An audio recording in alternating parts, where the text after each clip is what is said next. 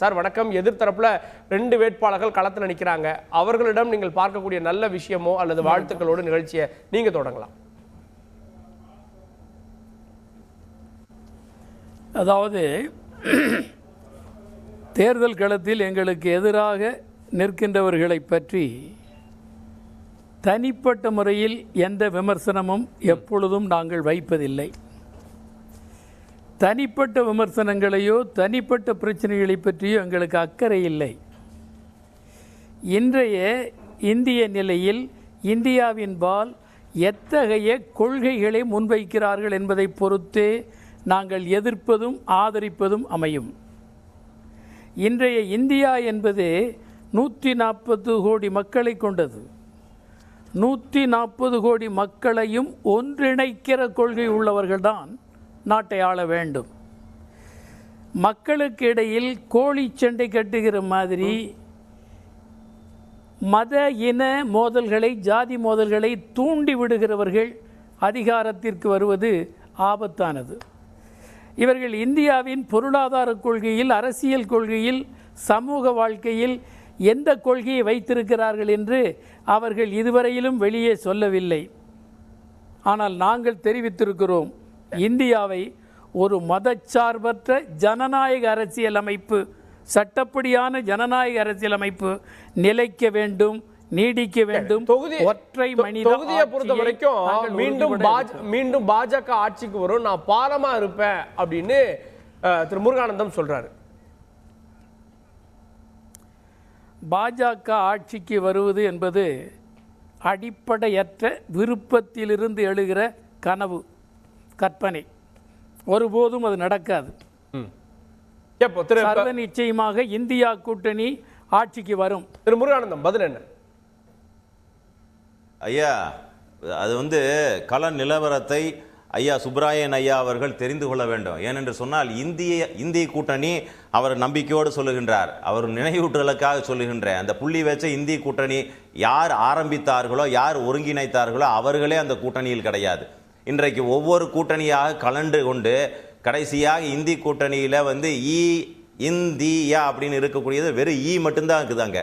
அந்த நிலைமையில தான் உங்களுடைய கூட்டணி இருக்கின்றது. இன்னொன்று, உங்களுடைய பாராளுமன்றத்தில் என்னெல்லாம் நீங்கள் செய்திருக்கின்றீர்கள், என்னெல்லாம் செய்ய தவறி இருக்கின்றீர்கள், அதை அத்தனையும் கூட அந்த சுமையை கூட நாங்கள் ஏற்று நாங்கள் அதற்கான தீர்வு காண்பதற்காக தெளிவாக பயணித்துக் கொண்டிருக்கின்ற, தெளிவாக சொல்லி இருக்கின்ற, நீங்க சொல்லி இருக்கக்கூடிய தேர்தல் அறிக்கை எப்படி இருக்கின்றது?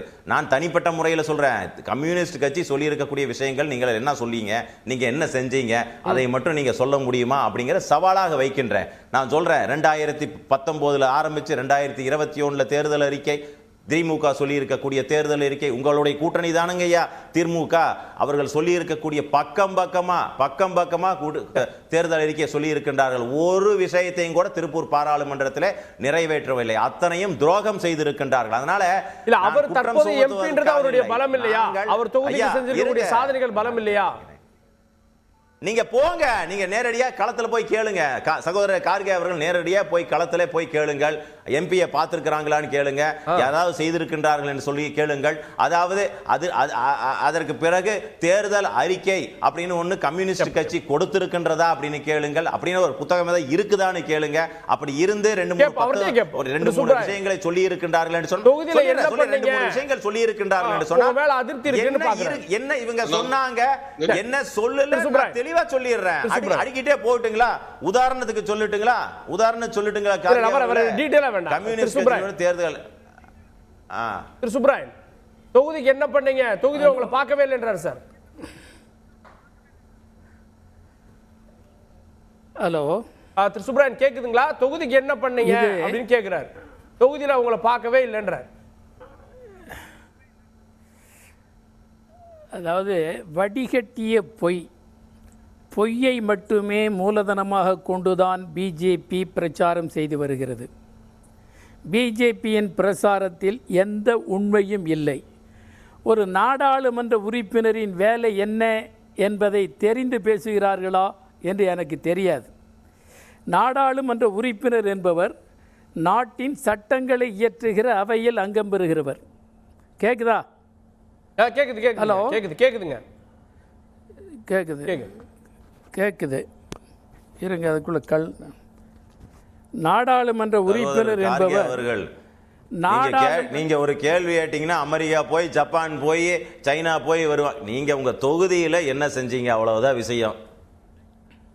தொகுதிக்கு என்ன பண்ணீங்கன்னு கேட்குறாருங்க. அதாவதுங்க, இந்த லாவணி கச்சேரி செய்யறதெல்லாம் எங்களுக்கு பழக்கம் கிடையாது, புரிஞ்சுக்குங்க. அதாவது ஒரு நாடாளுமன்ற உறுப்பினர் என்ன செய்ய வேண்டுமோ அந்த கேளுங்க, நாடாளுமன்ற உறுப்பினர் என்ன செய்ய வேண்டுமோ அந்த வேலையை நாடாளுமன்றத்தில் நான் நிகழ்த்தியிருக்கிறேன். நாடாளுமன்றம் சட்டம் இயற்றுகிற அவை. சட்டம் இயற்றுகிற அவையில் இவர்கள் ஜனநாயக அரசியல் அமைப்புக்கு விரோதமாக பிஜேபி செயல்பட்ட விஷயங்கள் அம்பலப்படுத்தப்பட்டிருக்கின்றன. நாடு முழுவதும் சட்டத்தின் ஆட்சி நீர்குலைக்கப்பட்டு விட்டது. இவற்றையெல்லாம் நாங்கள் பேசியிருக்கிறோம். தொகுதிக்கு என்ன செய்திருக்கிறோம் என்பது தொகுதி மக்களுக்கு தெரியும். பொறுத்திருங்கள், 19ஆம் தேதிக்கு பின்னர் தெரியும். ஓகே, திரு அருணாச்சலம் நிறைய பண்ணியிருக்கேன் அப்படின்றாரு. தற்போதைய சகோதரர் கார்கே அவர்களுக்கு சொல்றேன், நீங்க குறுக்கிட்டனா நீங்க என்ன செய்திருக்கிறீங்கன்னு கேளுங்க. நீங்க வந்து கடந்து போகிறதுக்கு சும்மா சாதாரணமாக விட மாட்டோம். என்ன செய்திருக்கின்றீங்கன்னு கேட்கிறேன். நான் சொல்றேன், வேலையில்லா பட்டதாரிகளுக்கு 7000 ரூபாய் நிவாரணம் செய்யல. உங்களுடைய கம்யூனிஸ்ட் கட்சியினுடைய தேர்தல் அறிக்கை அனைத்து தொழில்களுக்கும் தொழிலாளர்களுக்கும் மாதம் 21,000 ரூபாய் குறைந்தபட்ச ஊதியமாக நிர்ணயிக்கப்படும் சொன்னீங்க, செய்யவில்லை. விவசாயிகளுக்கு அனைத்து கடன் ரத்தும் செய்யும். சார் நீங்க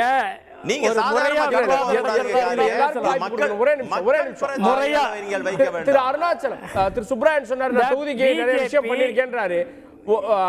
ஒரு எம்பியா இருக்குது அவருடைய பேசல் யார்? திரு அருணாச்சலம் இல்ல, இப்ப நான் ஒரு விஷயத்தை சொல்லிடுறேன். 5 செகண்ட்ல திரு அருணாச்சலம் கேளுங்க. 5 செகண்ட்ல முடிச்சாரு. எனக்கு ஒரு வாய்ப்பு அருணாச்சலம் பேசுங்க. நீங்களே முதல்ல பிஜேபி அருணாச்சலம் நீங்க ஒரு வாய்ப்பு கொடுங்க. நீங்க ரெண்டு பேருமே மாத்தி பேசிட்டு இருக்காங்க. அருணாச்சலம் நீங்க எனக்கு ஒரு வாய்ப்பு கொடுங்க. சகோதரர் முருகானந்தம் அவர்கள் சொன்னார்கள், இப்ப வந்து நான் வந்து திருப்பூருக்கும் பிரதமர் நரேந்திர மோடி அவர்களுக்கும் நான் ஒரு இணைப்பு பாலமா இருப்பேன்னு சொன்னாரு. அது வந்து அவருடைய வந்து சொந்த கருத்தா இருக்கலாம். ஆனா இன்னைக்கு கள நிலவரம் வேறு. நான் இந்த சொந்த மண்ணை, திருப்பூர் மண்ணை சார்ந்தவன்.